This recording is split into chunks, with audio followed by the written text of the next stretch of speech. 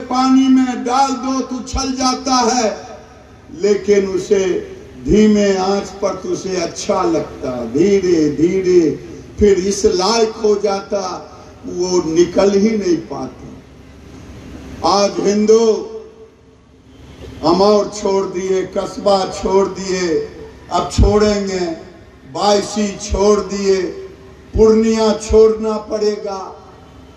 कहां जाओगे भाग करके, कहां जाओगे भाग करके? ये लैंड जिहाद हो रहा है पूर्णिया के अंदर। मैं प्रशासन से कहना चाहता हूं, ये बांग्लादेशी और रोहिंग्या के लिए जब बाढ़ आता है उसके पहले नदियों के किनारे जाके बस जाते हैं। प्रशासन गहरी नींद में सोई रहती है, बाढ़ आता है तो कहते हैं बाढ़ में डूब गया है, शहर के किनारे आके बस ला जाते हैं और धीरे धीरे पूर्णिया शहर को घेर चुके हैं। तुमको गलतफहमी होगा कि पूर्णिया में सब कुछ ठीक ठाक है, हमारा घर ठीक रहे। मैं आपसे कह रहा हूं, पूर्णिया के लोगों, बड़े बड़े महलों में रहने वाले लोग, तुम सोचते होगे कि हमारा महल सुरक्षित है। पाकिस्तान में भी बड़े बड़े महल थे, बेटियां लुट गई, मंडपों से उठ गई। मुझे याद आता है 2015-16 में एक न्यूज चैनल दिखा रहा था, गौर से सुनना भाई, जो यहाँ हिंदू आए हो, बेटी आए हो, माँ मातृशक्ति आई हो, या गार्जियन आए हैं, या मेरी जुबान जहां तक जा रही है, 25-30 धर्म यात्रा के नाम पर वीजा लेके पाकिस्तान से आए थे, राजस्थान के बॉर्डर पर रह रहे थे एक टेंट में। मीडिया वाले गए, कहीं आज आपका वीजा खत्म हो रहा है, आपको जेल जाना पड़ेगा। कहा मैं भारत के जेल में रहना पसंद करूंगा बशर्ते पाकिस्तान जाने से। कहा क्यों? आपकी वहां दुकान है, मकान है, संपत्ति है, कारोबार है। कहा मेरी पीड़ा आप नहीं जानोगे मीडिया वाले। उस टेंट से 3-4 जवान बेटियों को निकाल के एक नेता ने कहा है कि इन्हें जेल भी जाना पड़ सकता है। हमने कहा एक तो लाश अपना गिरा रहे थे, अगर मेरे शरीर में एक बूंद भी खून रहेगा तब तक ये यात्रा नहीं रुकेगी।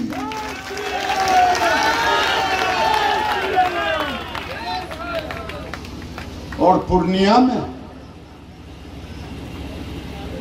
के हिंदुओं से मैं कहना चाहता हूं, अनिल चौधरी जी जब याद दिला रहे थे 712 से लेकर के आपको गजनी का याद दिला रहे थे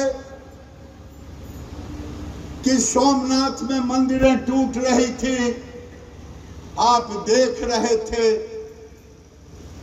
आज हमारी बेटियां लुट रही है, हम और आप चुपचाप खड़े देख रहे हैं।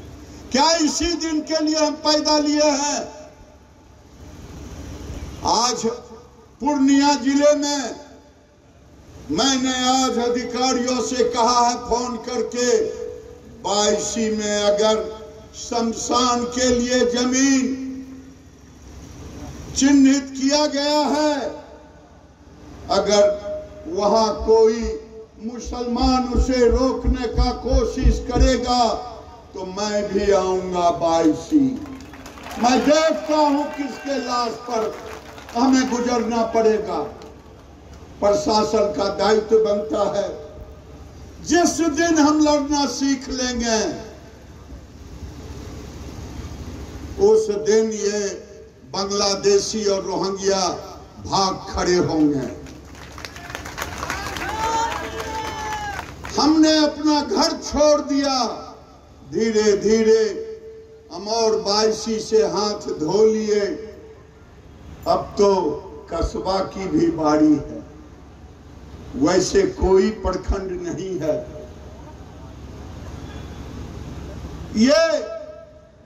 ये लड़ाई धर्म की है, ये लड़ाई धन की है, ये लड़ाई धरती की है। धर्म हमारी बेटी है। क्या कलेजा पर हाथ रख करके हम सब सोचे, जब जानकारी हुई कि फलाने की बेटी का लब जिहाद करके ले गया, क्या हम घर से निहार तक पहुंच पाए? जिस दिन तुम पहुंच जाओगे, ये यही डराते हैं, ये यही डराते हैं कि एक थप्पड़ मारोगे तो हम 1000 जूट जाएंगे। आप डर जाते हो। अगर अभी नहीं उठे अपनों को बचाने के लिए, मुझे कहा गया कि आप दंगा कराने जा रहे हैं। मैंने कहा दंगा रोकने जा रहा हूं। मैं अपने अस्तित्व की लड़ाई के लिए जा रहा हूं। मैं तो आह्वान करता हूं सारे संतों से, समय आ गया है। कहीं बहराइच हो रहा है, कहीं कश्मीर हो रहा है, हो गया, कहीं हैदराबाद में परसों हमारी मंदिरें माता को तोड़ दिया गया। ठीक ही कहा।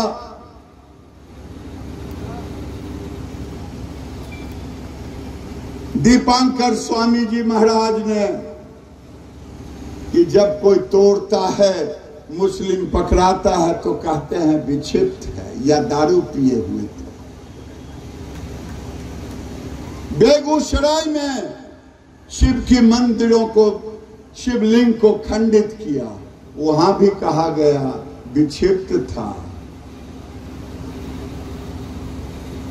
जहां भी घटना होती, भागलपुर के सनौला में घटना घटी है, वहां भी कहा गया विक्षिप्त था, विक्षिप्त नहीं था। ये आरजेडी और कांग्रेस, राहुल गांधी चाहते हैं कि भारत के अंदर गृह युद्ध हो जाए, और फिर उन्हें क्या फर्क पड़ता है? वो तो भाग करके ननिहाल चले जाएंगे, इटली।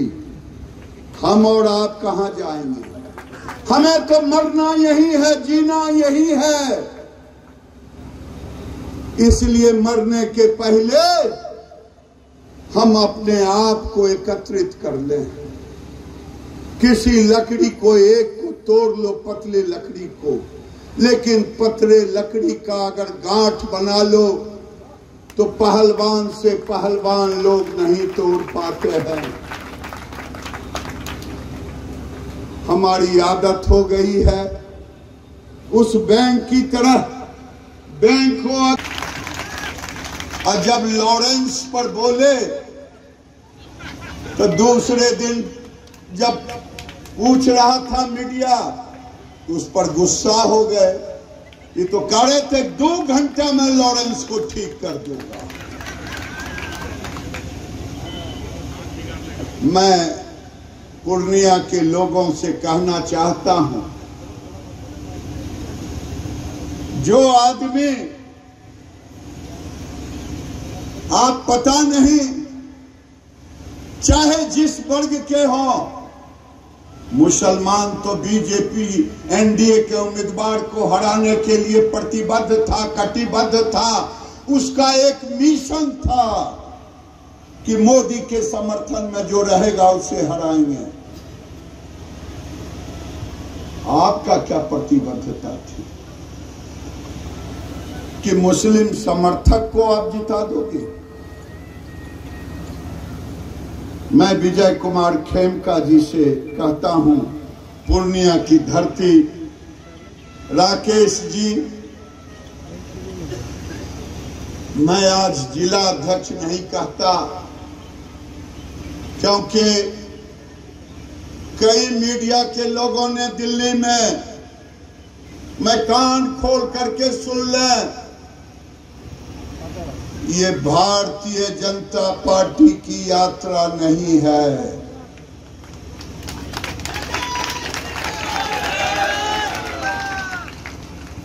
ये जनसंख्या समाधान फाउंडेशन, विश्व हिंदू परिषद, राष्ट्रीय हिंदू मंच,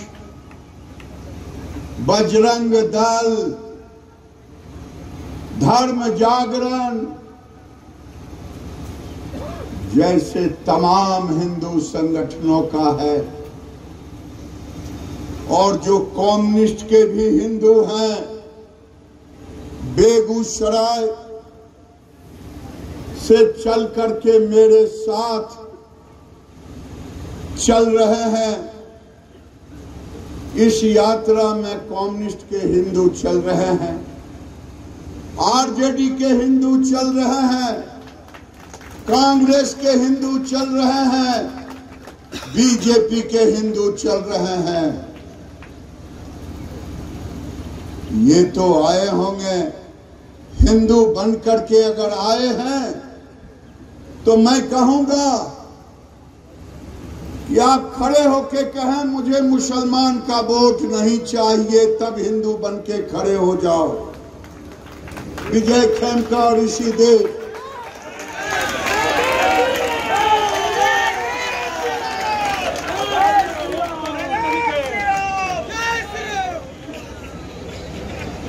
अब मीडिया किसका यात्रा? ये यात्रा मैं कृष्ण मुरारी जी का भी सम्मान करता। आज राकेश जी भारतीय जनता पार्टी के जिला के अध्यक्ष हैं, लेकिन उन्होंने कहा इस यात्रा में केवल मैं राकेश, श्रीमती नूतन गुप्ता जी, श्रीमती गुंजा जी, चुन्नू जी, संजीव जी, संजीव कुमार यादव जी, संजीव कुमार यादव, अगर हिंदू बन करके मर भी जाओगे तो हिंदू याद करेगा कि अपनी बहु बेटी की रक्षा के लिए मरे। अगर वोट के लिए मरोगे तो न वो तुम्हारी याद करेगा न हम याद करेंगे।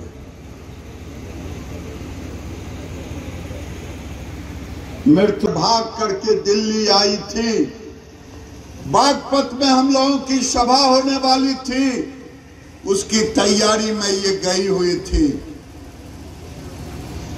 वहां लोगों ने कहा तुम लोग आए हो अजीत सिंह को हराने के लिए। जाट समाज के लोग, अनिल चौधरी भी उसी समाज से आते हैं, वो मानने को तैयार नहीं थे। वो बहुत बड़ा गांव था जाटों का। जब ममता सहगल मंच पे चढ़ी, मंच क्या एक कुर्सी पे चढ़ गई, और जब कहने लगी अरे मैं तो भाग करके कश्मीर से जान बचा के दिल्ली आ गई, तुम बचोगे तभी तुम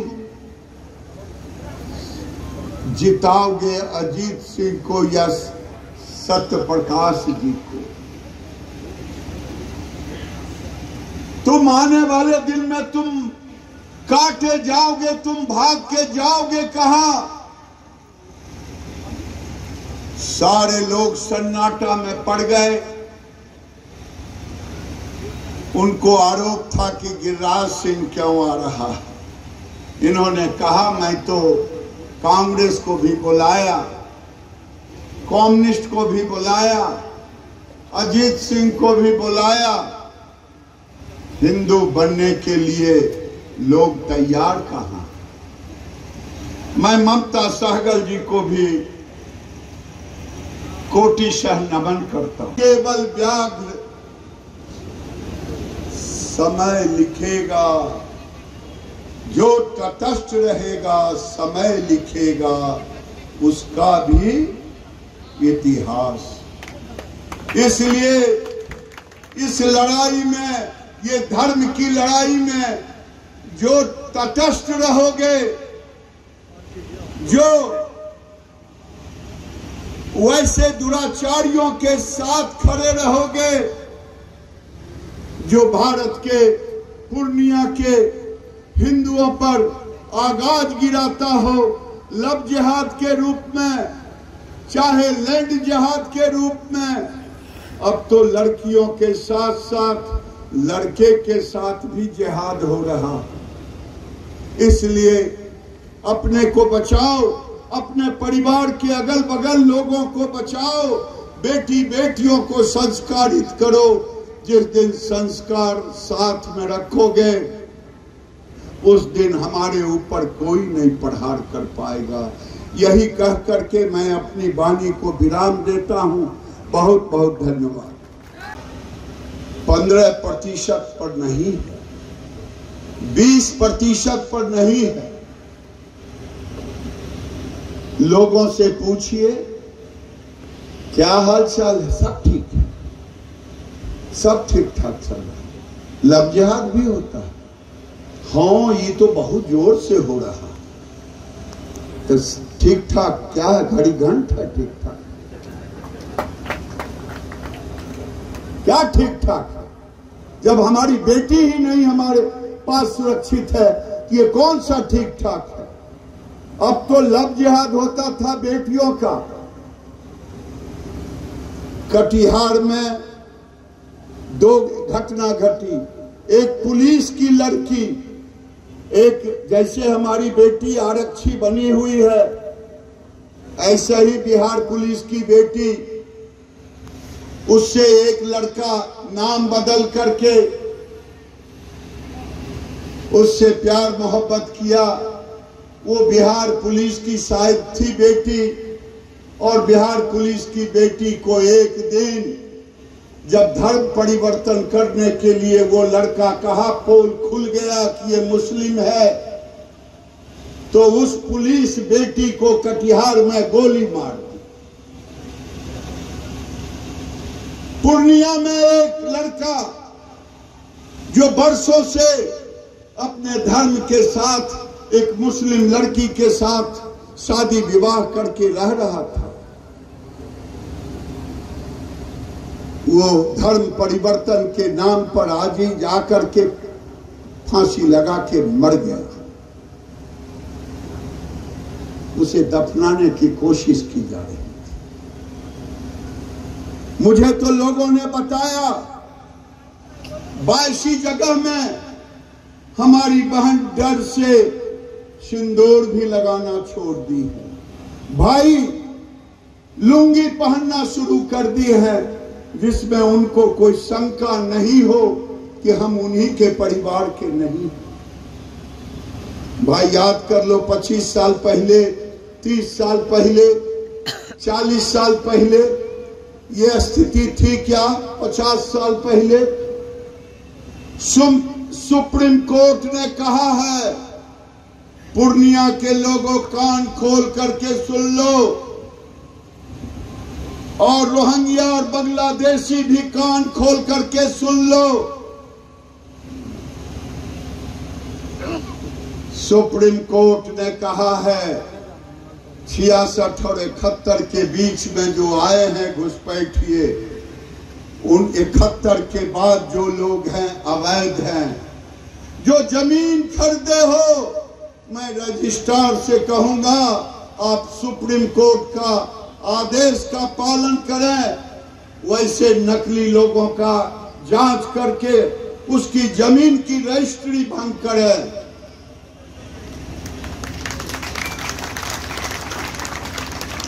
और अब तो पूर्णिया, अररिया, कटिहार और किशनगंज में एनआरसी की जरूरत है। से इन बेटियों को घर से बाहर निकलने नहीं दे रहा हूं, स्कूल नहीं जा रही है, क्योंकि वो दरिंदे फिर घर वापस आने नहीं देंगे। क्या वही दिन पूर्णिया देखना चाहते हो कि वो दिन आएगा तब हम इकट्ठे होंगे? बांग्लादेश को देखना चाहते हो तब इकट्ठे होंगे? मैं तो चेताने आया हूं, जगाने आया हूं। मैं जगाने आया हूं कि जागो, न तुम्हारा कारोबार बचेगा, न तुम बचोगे। अभी तो 50% ही हुए हैं, तुम्हारे घर में तो बच्चे नहीं। चले जाओ अमौर और कस्बा, चले जाओ बायसी, जिधर जाओगे गुलगुल गुलगुल गुलगुल आवाज भी नहीं पता चलेगा कि कहां की आवाज है। और तुम अगर एक थप्पड़ भी गलती से तुम्हारे साथ अन्याय किया, तुम मार दिए, तुम बच के नहीं आओगे। लेकिन तुम्हारे गांव से लब जिहाद करके हमारी बेटियों को ले जा रहा। मैं चेताने आया हूं, मैं आपको जगाने आया हूं। मेरे सामने एक गाड़ी जिस पर भजन या गीत, मैं हिंदू बनाने आया हूं, हिंदू बना के जाऊंगा। मैं जगाने आया हूं, तुझे जगा के ले जाऊंगा। मैं जगाने इसलिए आया हूं, अगर मेरी लाश गिरेगी तभी तुम्हारा लाश तुम पर कोई आंच आएगा। मरना तो है ही। आज जब मीडिया के लोगों ने कहा कि फलाने खालिद बाबू ने कहा है कि गिरिराज जी को जेल भी जाना पड़ेगा, हमने कहा ये तो बहुत छोटी बात है। मरना तो एक ही दिन है, मरना 2 दिन नहीं है। मैं वहां तक की तैयारी करके आया हूं।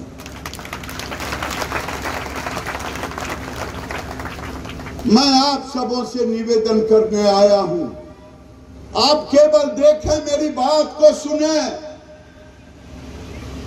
दुनिया में एक बहुत बड़ी यूनिवर्सिटी है हार्वर्ड, उसने कहा है जब 2% 5% ये रहते हैं, काका चाचा दादा करते हैं, 5 से 10% रहेंगे तो हलाल कलाल शुरू करेंगे, 15% से ऊपर चले जाएंगे तो समझ जाइए कि ये देश, वो राज्य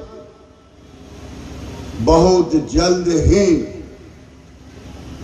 खत्म होने वाला है। के साथ आइसक्रीम भी खाना बाद में, नहीं तो आइसक्रीम भी नहीं खा पाओगी। सब लोग इकट्ठे होकर के केवल यहीं तक न रहे यात्रा। कल लाल बाबा आए थे, लाल बाबा कह गए थे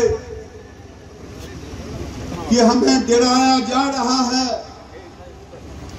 और कहा जा रहा है कि हम आपकी हत्या करा देंगे। मैंने कहा बाबा मरना तो एक ही दिन है, चिंता मत करो। अगर आप पहले मरोगे कि मैं पहले मरूंगा ये कोई नहीं जानता है, लेकिन कहूंगा आपसे डरो मत। चाहे कितना ही ताकतवर आदमी क्यों नहीं हिंदू का विरोध करने आए, हिंदू का जो विरोध करने आए उसके सामने डरो मत। जिस दिन तुम हिंदू बन जाओगे, मौत के सामने खड़े हो जाओगे, कोई तुम्हारे ऊपर हमला नहीं कर पाएगा, क्योंकि उसे भी अपने जिंदगी से डर है। यही कह करके मैं अपनी वाणी को विराम देता हूं, और जो मेरी बात सुन रहे हैं, मैं उनको दिनकर की उस पंक्ति को याद दिलाता हूं कि जो तटस्थ रहेगा समर शेष नहीं, पाप का भागी केवल व्याघ्र, समग्र शेष नहीं। जनसंख्या नियंत्रण कानून चाहिए, लेकिन अभी एनआरसी उसके पहले चाहिए। जब भाईजान आते हैं मुस्लिम को इकट्ठा करने, तो बयान बहादुर को पेट में दर्द नहीं होता, उन लाश नहीं गिराते। मेरे लाश पर कभी नहीं कहा कि भाईजान आप मेरे लाश पे चढ़ के जाना, क्योंकि वो वोट बैंक है ना, वो वोट बैंक है। क्या कहता है वैसी, मुस्लिम एक हो, और पूर्णिया आते हैं मुसलमानों को इकट्ठा करते, किसी के पेट में दर्द नहीं होता। लेकिन तेजस्वी यादव यात्रा निकालते, मुसलमानों को इकट्ठा करते, पेट में दर्द नहीं होता। हिंदू का नाम लेते ही पेट में दर्द शुरू हो जाता है, क्योंकि ये जातियों में हमें बांटते हैं और फिर धीरे धीरे काटते हैं, जातियों में बांट करके बेटियों को लूटते हैं। आज राहुल गांधी की जुबान नहीं खुल रही है। गाजा पर तो ट्वीट करते हो राहुल गांधी, प्रियंका गांधी, लेकिन बहराइच और हैदराबाद पर और बांग्लादेश के हिंदुओं पर हो रहे प्रहार पर आपने क्यों नहीं ट्वीट किया? इसलिए कि वहां हिंदू लूट रहे थे, हिंदू की बेटी उठ रही थी, हिंदू की बेटियों के साथ विभत्स हो रहा था। फिर जब आपका कोई भाई यहां खड़ा हो जाएगा तो आप कहोगे क्या करें, जात का सवाल है, ये जात का सवाल है, जात जात करते करते बचोगे नहीं। इसीलिए पूछो राहुल गांधी से, गाजा पर ट्वीट आता हो, बांग्लादेश पर क्यों नहीं, बहराइच पर क्यों नहीं, हैदराबाद पर क्यों नहीं?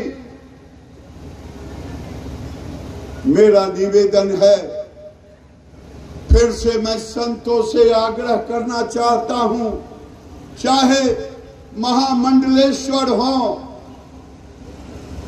चाहे अवधेशानंद गिरी जी महाराज हो, मैं नाम लेकर के इसलिए कह रहा हूं, वो निरंजन अखाड़े के बहुत बड़े ओहदे पर बैठे हुए हैं। लोग कहता है 12 लाख नागा हैं उनके, ये नागा हमारे किस दिन काम आएंगे अगर हिंदुओं पर पूरे देश में प्रहार हो रहा है? आपकी मठे भी नहीं बचेगी। हरिद्वार आज बारूद के ढेर पर है, 40% से ऊपर वहां रोहिंग्या बांग्लादेशी वहां भी पहुंच गए हैं। देश का कोई हिस्सा नहीं है, लेकिन हम तो उस बैंक की तरह आनंद ले रहे हैं कि अभी तो शरीर में आनंद आ रहा है इस गर्मी से। ये गर्मी हमारे लिए जहर का काम कर रहा है।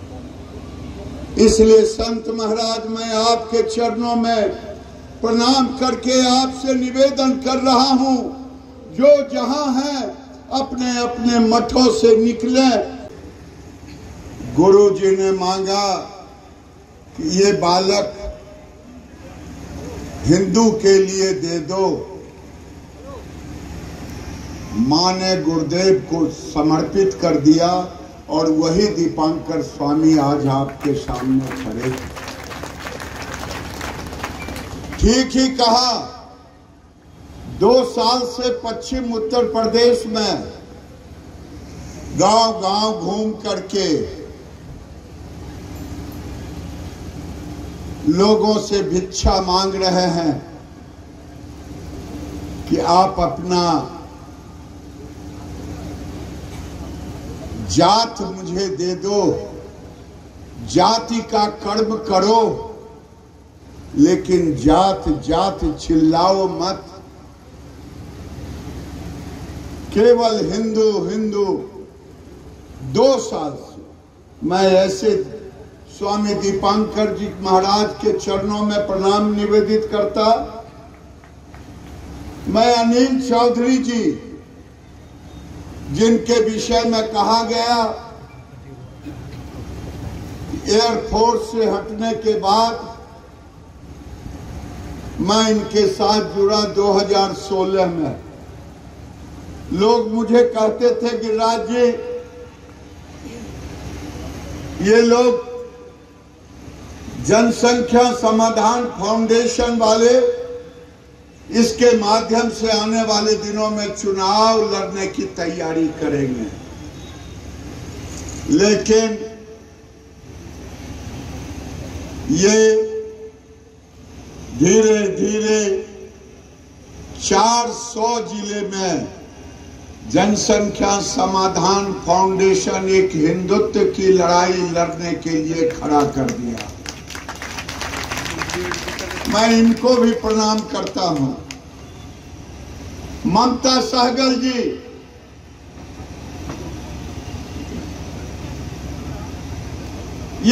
अगर आप ये वीडियो YouTube पर देख रहे हैं तो हमारे चैनल को सब्सक्राइब करें और बेल आइकन को दबाना ना भूलें। अगर आप Facebook पर ये वीडियो देख रहे हैं तो हमारे पेज को लाइक करें।